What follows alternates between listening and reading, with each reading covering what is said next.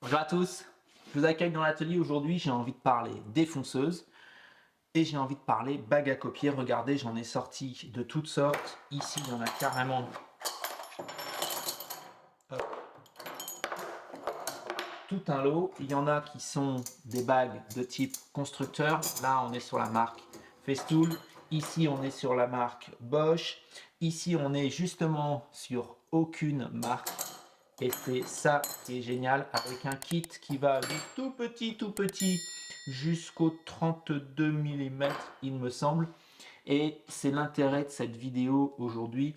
L'idée n'est pas forcément de critiquer telle ou telle marque, mais il y a un vrai déficit pour ce qui est des bagues à copier lorsque l'on achète une défonceuse, que ce soit sur des marques professionnelles comme ici, ou des marques sur une défonceuse que je viens d'acheter. Ça me permet de dire que ce n'est en rien une vidéo sponsorisée. Je viens de m'acheter cette défonceuse parce que j'ai envie de trouver des solutions pour les 1000 questions que l'on me pose à propos des bagues à copier. C'est pas un essai de cette défonceuse, cette vidéo, mais si vous voulez avoir mes premières impressions, je vous les livre à la fin, une fois qu'on aura réglé ce problème de bagues à copier. Lorsque l'on est débutant et que l'on achète une défonceuse, on ne s'intéresse dans un premier temps qu'au guide parallèle. On veut faire des rainures droites, on veut profiler, et ça nous paraît bien naturel.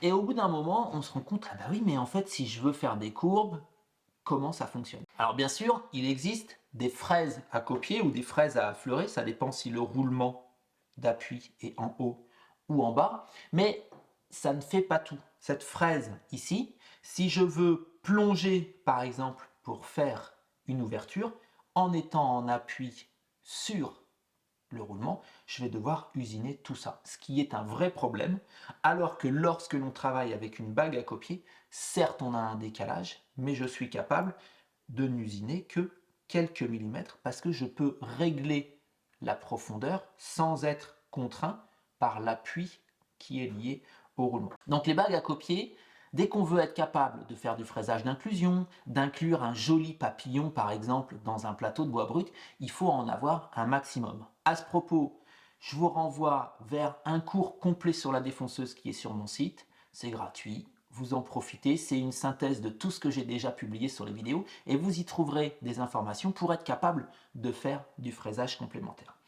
L'objet de ma vidéo aujourd'hui, c'est d'une part de régler le problème de bon nombre d'entre vous qui achetez une défonceuse qui ne possède qu'une bague à copier, et lorsque l'on veut partir sur des bagues à copier constructeurs, ici par exemple les Festool, eh ben, j'ai du 40, j'ai du 30 je crois, du 24, du 17 ou du 20 et du 17. Je ne connais plus toutes les frais. Mais dès que l'on va devoir commencer à jouer avec les bagues à copier, on n'a pas assez de valeur et c'est un vrai problème. Et un autre problème, toutes ces bagues à copier constructeurs, elles sont très bien parce qu'on a un système qui nous permet juste de venir poser la bague à copier, hop, on tourne, elle est verrouillée. C'est génial. Sauf que ça ne laisse aucun jeu de réglage. Et pour ne pas citer une marque avec des tons un peu gris euh, qui a une défonceuse moyenne gamme, enfin la moyenne, eh ben elle arrive régulièrement dans l'atelier avec un décalage, c'est-à-dire une fraise de défonceuse qui va avoir un décalage de 2 dixièmes par rapport à la bague. Très bien, génial, c'est pas un problème, c'est dans la tolérance constructeur a priori. Sauf que c'est 2 dixièmes à gauche, 2 dixièmes à droite, ça vous fait au final un assemblage avec 4 dixièmes de décalage, 1,5 millimètre. C'est crado, ça fonctionne pas. L'objectif pour moi aujourd'hui, après cette très longue introduction, c'est de vous apprendre à utiliser des bagues à copier qui sont des bagues à copier universelles, on les trouve par lot et ça coûte peu cher, et de voir comment on va pouvoir les adapter sur nos défonceuses à partir d'un support comme celui que je me suis fait il y a maintenant plus de 10 ans et qui me permet de monter toutes sortes de bagues à copier. Allez, c'est parti. Première chose que je vous conseille de faire, quelle que soit la machine que vous avez achetée, c'est que lorsqu'elle arrive dans votre atelier, vous la montez. Vous prenez une fraise. Hop là, je n'ai pas encore mes réflexes avec cette machine.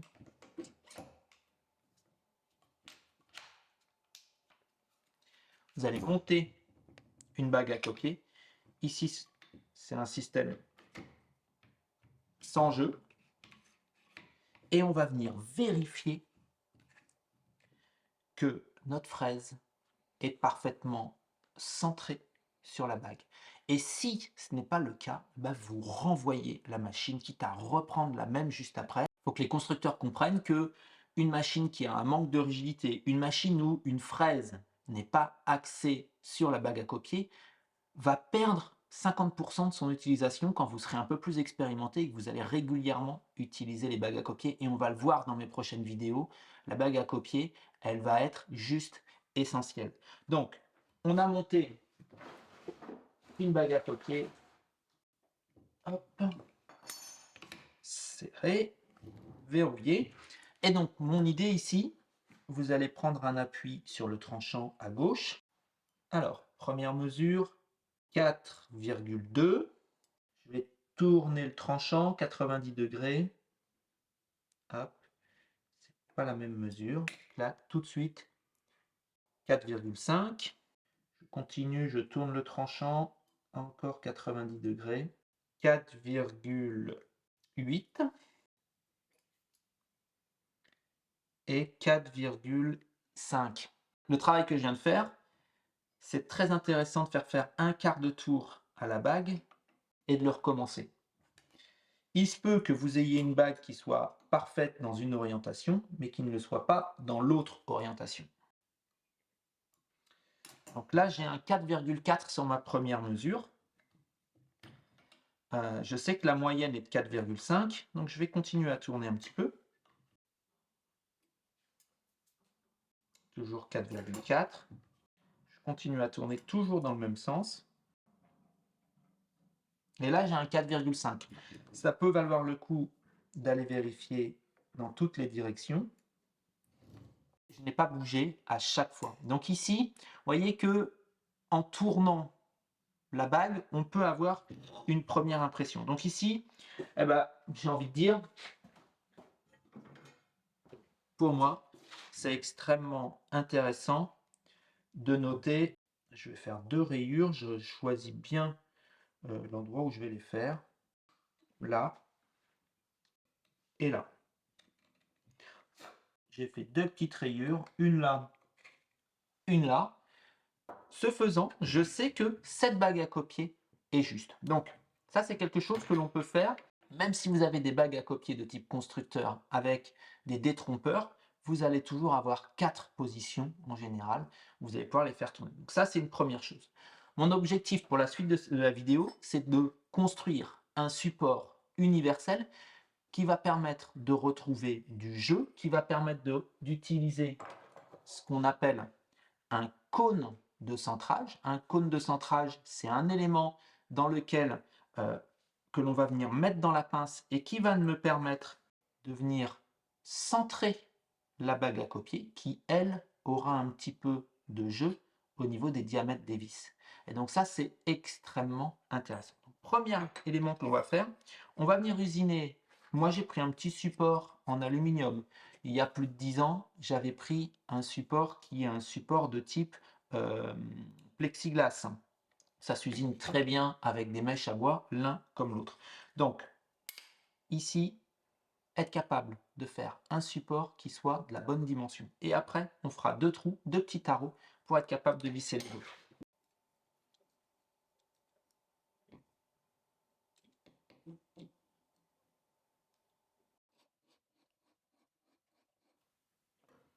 On va vérifier que c'est pas mal. J'ajusterai à la fin avec la lime.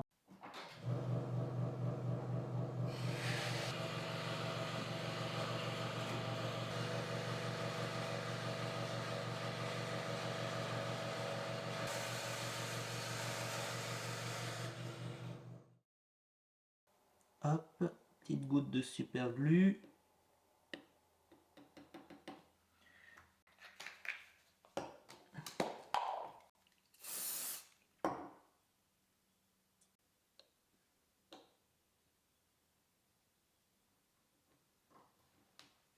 Alors, j'ai pas voulu faire de coin mécanique dans l'atelier, du coup, voilà la bidouille. un bon étau qui vient se mettre là ou qui peut venir se mettre dans la presse en bout. Ça fera bien l'affaire.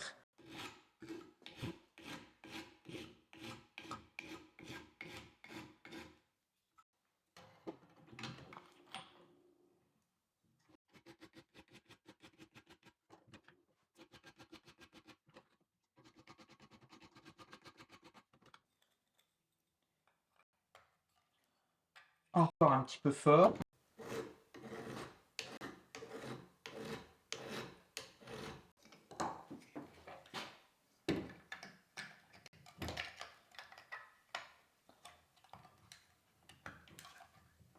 Voilà. Là, ça bougera pas. Vraiment pas même. Oh, je vais donner un ou deux petits coups pour casser les arêtes. Il faut prendre son temps. C'est, j'ai envie de dire, l'étape délicate. On ne doit pas avoir de jeu dans le logement. Et à partir de maintenant, j'ai plus besoin de la bague constructeur.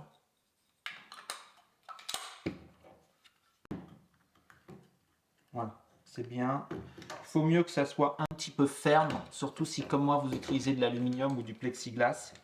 C'est que ça va prendre du jeu à la longue.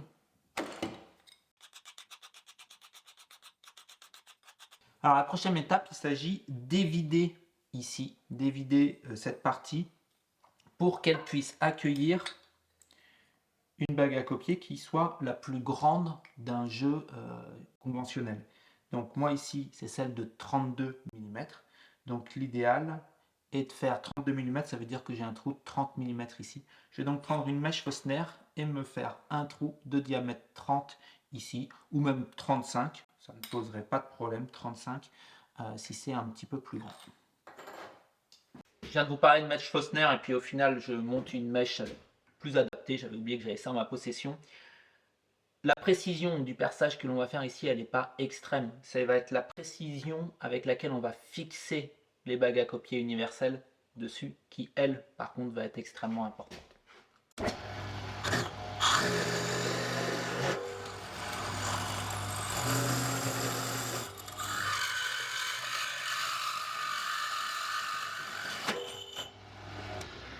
Un bruit tout à fait agréable. J'ai immobilisé ma petite plaquette en aluminium. Je vais immédiatement, regardez là, j'ai ma rayure ici, me refaire une même rayure là. Je sais que, voilà, à partir de maintenant, je vais essayer de toujours la remettre dans la même position. Ça peut être vraiment un bon réflexe pour gagner en précision. Ensuite, j'ai été chercher le cône de centrage, une bague correspondant à son diamètre.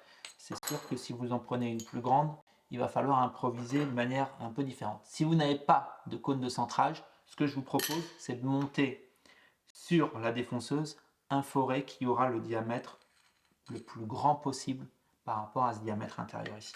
Donc, on met en place, je mets en place, je vais la descendre légèrement, on verrouille, et on libère ici pour que la semelle de la défonceuse ait envie de remonter. Vous allez faire tourner comme ceci, histoire que vraiment tout se mette en place. Et je vais venir tracer. Alors, si vous avez un forêt capable de percer de manière parfaitement centrée à ce niveau-là, ça peut être une très très bonne chose. Personnellement, je n'en ai pas. Donc, je vais travailler en traçant. Je vais tracer ici sur les deux petits cercles. Et après, je vais venir repérer le centre. Je vais faire ça à l'œil. Sur des petits diamètres, on est capable de le faire. Quoi qu'il en soit, après, normalement, on aura encore un peu de jeu.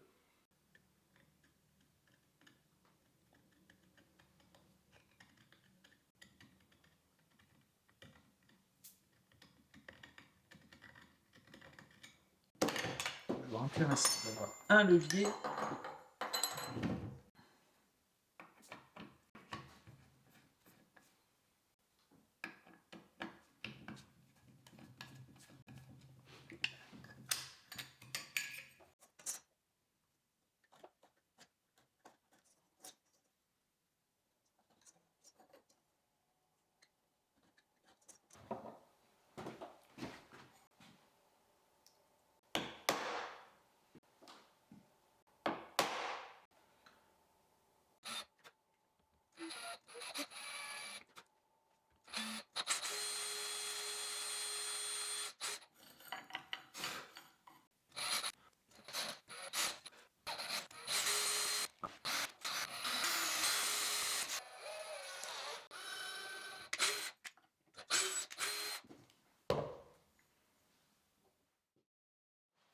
J'ai coupé la caméra, j'avais pas envie de dire quelques insultes en direct, ou presque. Regardez, j'ai commencé, et vous m'avez vu tracer et tout faire pour ces deux séries de trous, et en fait ces deux séries de trous, eh ben, elles n'ont pas franchement le bon diamètre. Donc j'aurais pu vérifier avant. J'ai refait off caméra ces deux trous ici, à ce niveau-là. J'ai également, comme c'est un diamètre plus petit, renforcé à l'arrière en collant deux petits écrous, ce qui va me permettre d'avoir un peu plus de longévité au niveau du système. J'installe le tout et je vous raconte mes essais. Les petites vis noires que vous venez de me voir essayer, qui sont du mauvais diamètre, lorsqu'on les utilise, regardez, je me mets ici, dans cette position-là, et lorsque j'utilise ici ces vis, le fait que j'ai une vis conique dans un logement qui est fraisé, ça me laisse un petit peu de marge, mais au final très peu. Naturellement, ça vient centrer ma bague. Et du coup, si j'ai eu une toute petite imprécision au niveau du perçage dans la platine en aluminium, ça ne fonctionne pas. Ça a été mon cas. J'ai donc cherché une solution de repli, et la solution de repli est d'utiliser des vis qui ne sont pas des vis coniques, mais des vis avec une tête plate. Donc c'est possible dans mon cas, étant donné que la semelle de la défonceuse vient légèrement dépasser à ce niveau-là, et que je vais pouvoir fonctionner. J'ai du jeu, j'installe le cône de centrage.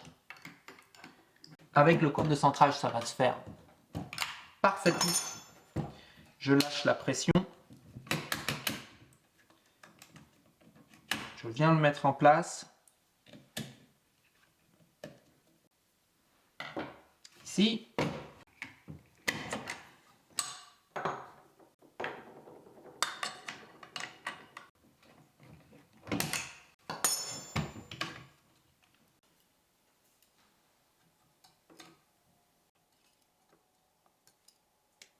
Six, 5.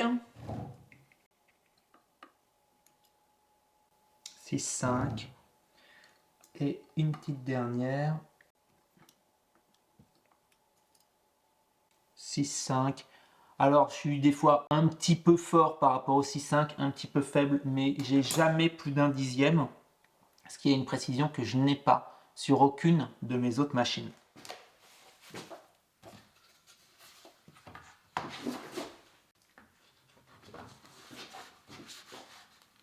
On voit la bague.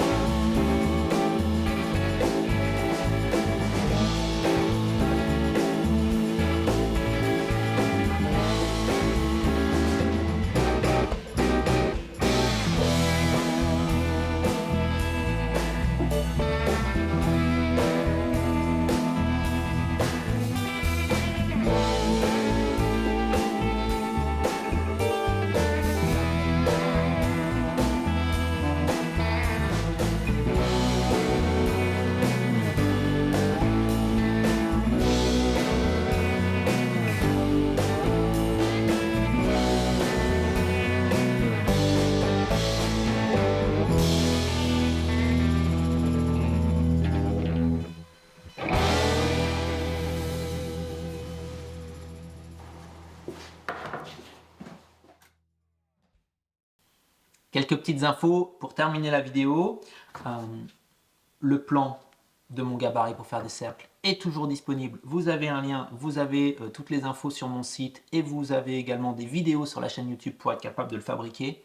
Pour ce qui est de l'extrême polyvalence des bagues à copier, si vous me suivez depuis longtemps, si vous avez regardé toutes ces séries que j'ai fait, sur la défonceuse, vous savez à quel point c'est intéressant. Ici, fixer le gabarit sur la machine en utilisant le bague à copier, eh ben, ça fait que le tuyau d'aspirateur il sort toujours du même côté, ça fait que ça se met en place extrêmement facilement si j'ai besoin de souffler, d'aspirer, etc. C'est facile à mettre en place, donc avoir une série de bagues à copier sur votre défonceuse, ça peut vraiment vous ouvrir beaucoup de portes. Regardez ici, pas besoin de CN, je sais que certains s'étaient tout de suite imaginé faire ça avec la CN, on peut se faire vraiment du travail décoratif. Ma fraise est cramée, j'ai pourtant réussi à faire un truc vraiment sympa. J'aurais pu prendre une bague à écrire, une bague à copier. Ce qu'il faut retenir de cette vidéo, c'est que la méthodologie que j'ai mis en place va pouvoir être adaptée sur quasiment toutes les défonceuses, y compris les défonceuses plus haut de gamme qui ont des systèmes de clip, puisque en périphérie, vous avez systématiquement quelque chose qui est du type un espace circulaire et qu'il va falloir être précis et adapté à cet espace circulaire. Enfin, je vous avais promis de vous faire un petit retour sur cette machine. Je le redis, ce n'est pas une vidéo sponsorisée. Je voulais être capable de vous parler de cette machine parce qu'il y a nombreux de mes élèves qui l'utilisent. Je trouve que c'est une machine qui est d'un très bon rapport qualité-prix, d'autant plus que pour un peu plus de 250 €, elle est vendue avec un tas d'accessoires, tellement d'accessoires que je trouve certains sont limite utiles. Il faut bien comprendre que c'est une défonceuse lorsqu'elle est ici, comme ceci, montée sur 2 colonnes. Mais c'est avant tout une affleureuse qui est vendue avec là un petit guide parallèle qui est monté dessus. On a une affleureuse qui peut être inclinée, ça peut être intéressant.